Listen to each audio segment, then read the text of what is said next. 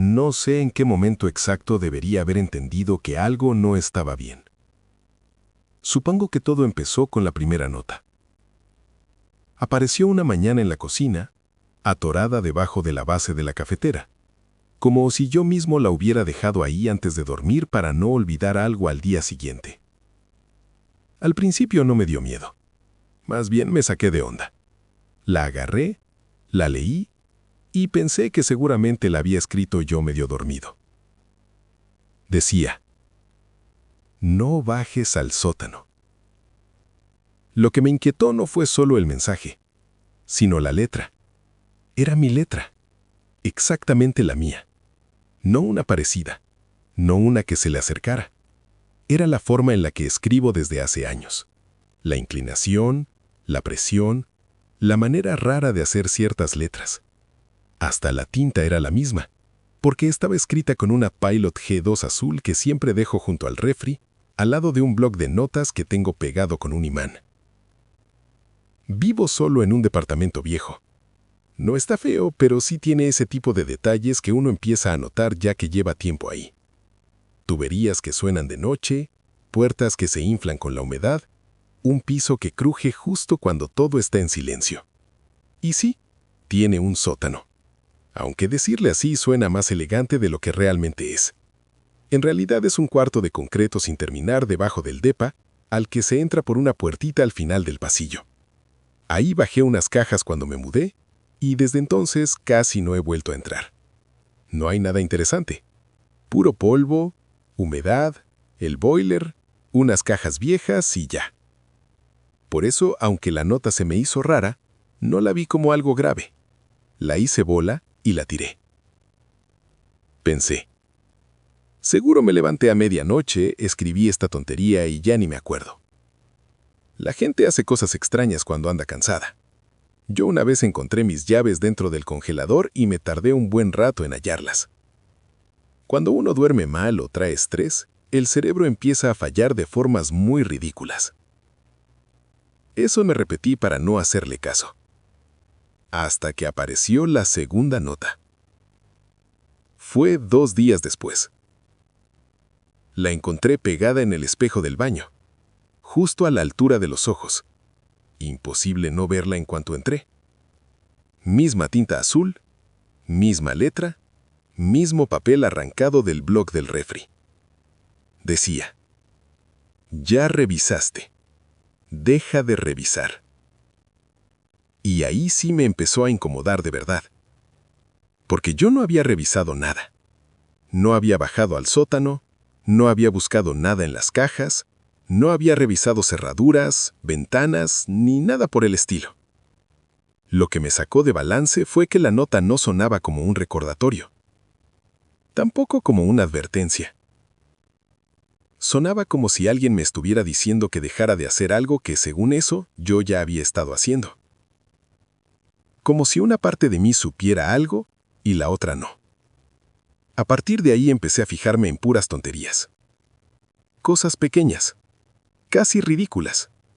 El ángulo en el que dejaba la pluma, si la silla de la cocina estaba más salida de lo normal, si el bloc seguía teniendo las mismas hojas. De hecho, llegué al punto de contarlas. El lunes en la noche conté 43 hojas. El martes en la mañana había 41. Faltaban 2. Y no las había usado. No había hecho lista del súper, no había anotado pendientes, no había escrito nada. Simplemente faltaban. Y por más que las busqué, no aparecieron. No estaban en la basura, ni debajo de la mesa, ni entre los cojines del sillón, ni tiradas en el baño. Eso me asustó más de lo que debería. Porque una cosa es encontrar una nota y decir, bueno, seguro la hice dormido y ya. Pero otra muy distinta es pensar que mientras estoy dormido podría estar escribiendo más cosas y luego escondiéndolas en un lugar que despierto no puedo encontrar. El jueves ya no pude seguir fingiendo que no pasaba nada. Ese día encontré 3 notas. La primera estaba en el buró, junto al cargador del celular. No está en las cajas. La segunda estaba metida dentro de uno de mis zapatos, junto a la puerta de entrada. Puedes oírlo si te quedas quieto. Y la tercera estaba pegada por dentro de la puerta del sótano. No la vi hasta que abrí. Eso fue lo que más me movió. Porque yo no suelo abrir esa puerta. Y aún así, ese día, sin pensarlo mucho, llegué, giré la perilla y la abrí. Y ahí estaba el papel, pegado a la madera con una cinta gris gruesa, de esas industriales. Yo no tenía cinta así en el departamento. La nota decía: «Sabe que estás leyendo esto». Ahí sí me dio miedo de verdad. No solo por el mensaje, sino por una cosa bien tonta que todavía no he podido acomodar en la cabeza. Cuando despegué la nota, la cinta estaba tibia. No caliente, pero sí tibia. Como si alguien la hubiera puesto ahí poco antes de que yo despertara. Cerré la puerta del sótano de golpe. Ese mismo día, saliendo del trabajo, fui a comprar una cámara. Una sencilla, barata, de esas para vigilar mascotas desde el celular. No necesitaba gran cosa. Solo quería saber si todo eso lo estaba haciendo yo dormido o si estaba pasando algo más. La puse en una repisa del pasillo apuntando hacia la cocina, la sala y la puerta del sótano. Le tapé la lucecita roja con cinta negra porque me ponía nervioso verla encendida. Y me acosté. Dormir esa noche fue un desastre. Cada rato agarraba el teléfono y abría la transmisión en vivo para ver si todo seguía igual. La visión nocturna hacía que mi casa se viera rara, ajena, como si no fuera mía. La cocina en verde, el pasillo vacío, la puerta del sótano cerrada, todo demasiado quieto. Creo que me terminé quedando dormido como a las 3 de la mañana, más por cansancio que por tranquilidad. Y en cuanto me desperté, lo primero que hice fue revisar la grabación. A las 3:47 de la madrugada, la puerta de mi cuarto se abrió. Salí yo, pero no me veía dormido, y eso fue lo peor. No me iba tambaleando, no arrastraba los pies, no parecía desorientado.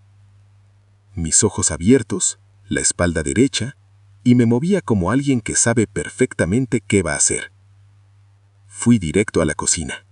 Agarré la pluma y el bloc, me acerqué a un banquito, me senté frente a la barra y me puse a escribir. Así, sin dudar. Durante 11 minutos. Me di a escribir durante 11 minutos completos. Terminaba una hoja, la arrancaba y seguía con la otra, sin detenerme, sin pensar, sin tachar nada. La cara la tenía completamente vacía, como si no estuviera improvisando nada, como si solo estuviera haciendo una tarea que ya conocía. Y luego noté algo que me heló. Mis labios se estaban moviendo. No como cuando alguien habla solo, no como cuando uno sueña y murmura cualquier tontería. Más bien como si estuviera escuchando, como si alguien me estuviera diciendo algo y yo lo estuviera repitiendo bajito o respondiendo en silencio mientras escribía.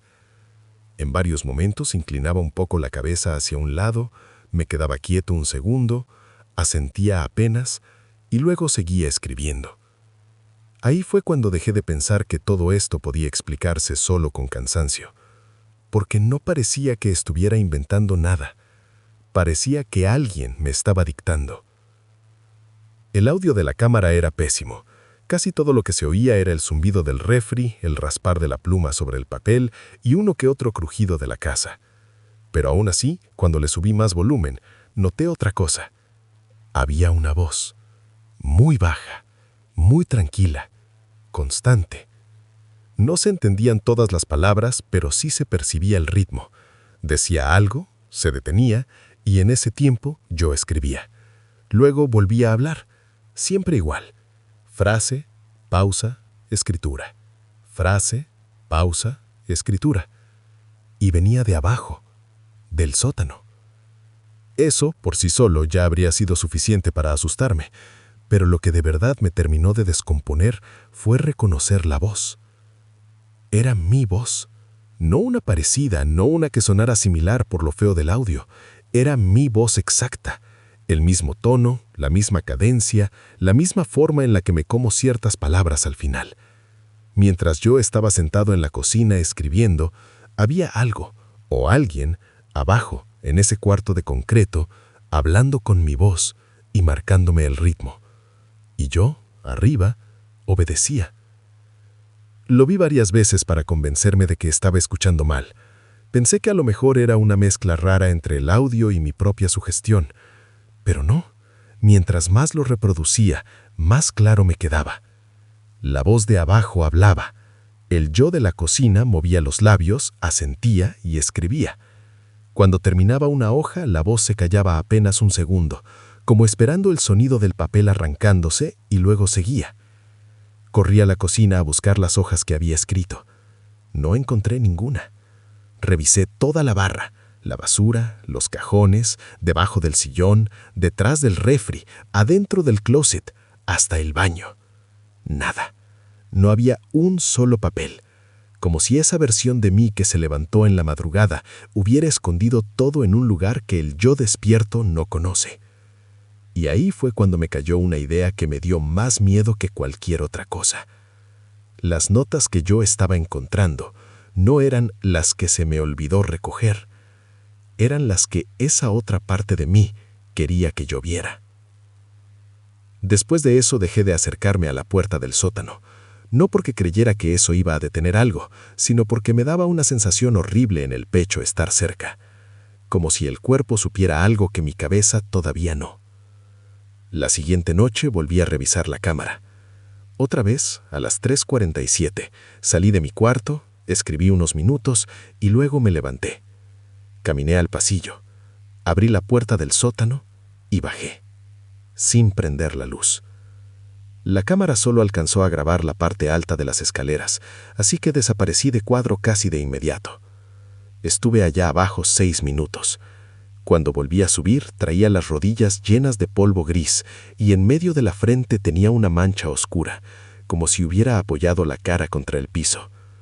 Y luego, con una calma espantosa, me senté de nuevo en la cocina y seguí escribiendo.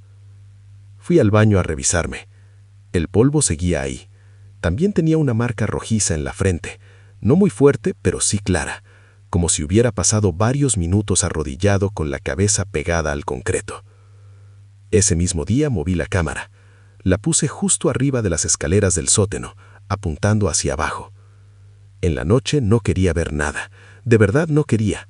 Me senté en la cama con el teléfono en la mano y pensé incluso en borrar la aplicación, tirar la cámara, dejar de revisar todo eso y hacer como que no había visto nada. Pero luego pensé algo que ya no me dejó hacerme tonto. La parte de mí que baja todas las noches ya sabe qué hay ahí abajo. El único que sigue sin saber nada soy yo. Así que vi la grabación. A las 3:47 bajé otra vez. La cámara captó las escaleras, una parte del cuarto y el piso de concreto. Caminé hasta el centro, me arrodillé y apoyé la frente en el suelo. Mis labios se movían. Esta vez se veía clarísimo. Yo le estaba susurrando al piso. No eran palabras sueltas, no parecía un desvarío cualquiera. Se veía como una conversación, como si debajo del concreto hubiera algo escuchando y yo le estuviera hablando directamente. De pronto me callé. Levanté apenas la cabeza, pero seguí de rodillas, completamente quieto, esperando. Y entonces, algo respondió. La cámara no alcanzó a registrar palabras claras, pero sí captó un sonido grave, tan bajo que el altavoz del celular tronó feísimo cuando lo reproduje. No sé cómo explicarlo bien. No sonaba como una voz normal. Sonaba más bien como una vibración profunda, como si viniera de adentro del edificio, de los cimientos, no del aire. Duró unos segundos. Después hice ese mismo movimiento de siempre, un pequeño asentimiento, como de alguien que entiende algo o acepta algo, y luego me levanté y subí. A la mañana siguiente encontré otra nota. No estaba a la vista. Estaba doblada dentro del bolsillo del pantalón que había usado el día anterior. La saqué con las manos temblando. La letra seguía siendo mía, pero no estaba escrita con tinta azul. Era un color marrón oscuro. Me revisé las manos, los brazos, la cara, buscando algún corte. No tenía nada, y ya empezaba a pensar que estaba imaginando cosas, hasta que pasé la lengua por el paladar y sentí una cortada finísima, muy limpia, debajo de la lengua. Había escrito con sangre de mi propia boca. La nota decía: «Deja de leer las notas». Desde entonces he intentado bajar al sótano despierto. Lo he intentado de día, con todas las luces prendidas, con el celular grabando, incluso dejando abierta la puerta del departamento por si me daban ganas de salir corriendo. No puedo. Llego al primer escalón y el cuerpo se me bloquea. Las piernas se me ponen duras, el pecho se me aprieta. Es como si algo en mí supiera perfectamente que no debo bajar estando despierto y me lo impidiera antes de siquiera intentarlo. Pero el otro yo sí baja. A las 3:47 baja sin miedo. Se arrodilla, escucha, responde, y cuando la pluma no le basta, usa sangre. Eso es lo que más me cuesta aceptar. No es solo que algo pase en ese sótano, es que una parte de mí participa. Una parte de mí sabe exactamente qué está haciendo ahí abajo, qué está escuchando, qué está respondiendo y por qué. Las notas también empezaron a cambiar. Al principio parecían advertencias, mensajes tensos, casi como si alguien estuviera tratando de detener algo, pero después dejaron de sonar así. Poco a poco se volvieron más suaves, menos urgentes, casi tranquilizadoras, como si ya no quisieran asustarme, como si más bien quisieran que bajara la guardia. Hace unos días apareció una nota en la almohada. No sé a qué hora la puso esa otra versión de mí. Solo sé que me desperté, moví la cabeza y sentí el papel junto a la cara. Decía: «Ya casi termina». Desde entonces no he vuelto a poner la cámara. Me dije a mí mismo que era para no obsesionarme más, que seguir revisando esos videos solo me estaba empeorando todo. Pero la verdad es otra. Ya no quiero volver a ver lo que pasa ahí abajo. Porque la última vez que revisé la grabación, noté un detalle que no he podido sacarme de la cabeza. Mientras estaba de rodillas, con la frente pegada al concreto, escuchando lo que sea que me habla desde abajo, yo estaba sonriendo. Y no era la cara vacía de alguien dormido, no era un gesto raro e involuntario de sonámbulo. Era una sonrisa real, amplia, como de alivio, como la sonrisa de alguien que por fin entendió algo que llevaba mucho tiempo queriendo entender. Eso es lo que más miedo me da ahora. No pensar en lo que puede haber en ese sótano, ni imaginar qué clase de cosa puede estar escondida debajo del edificio, ni siquiera saber que usa mi voz. Lo que más miedo me da es pensar que una parte de mí ya la conoce y que no le teme. A veces me quedo en silencio en la sala, sin prender la tele, sin música, solo escuchando la casa, el refri zumbando, alguna tubería, el ruido lejano de un carro en la calle.